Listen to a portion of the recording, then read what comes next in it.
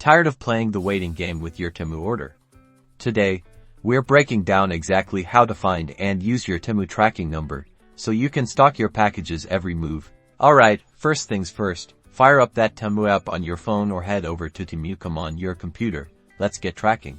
Next, look for the user icon, typically found at the bottom or top corner of your screen. Tap that, and it'll take you to your account section. This is where the magic happens. Now, find and tap on the orders option. This section neatly organizes all your past and present Temu purchases. Browse through your orders until you spot the one you're eager to track. Underneath the order details, you should see a button that says track or view tracking. You can also find the tracking number in the order details. This is what you need. Copy that important tracking number.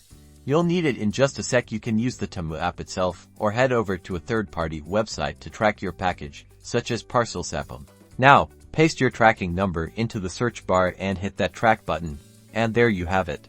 You'll now be able to follow its journey right to your doorstep and even see the estimated delivery date. And that's all there is to it. Now you can sit back, relax, and watch as your Temu treasures make their way to you. Don't forget to like and subscribe for more Temu tips and tricks.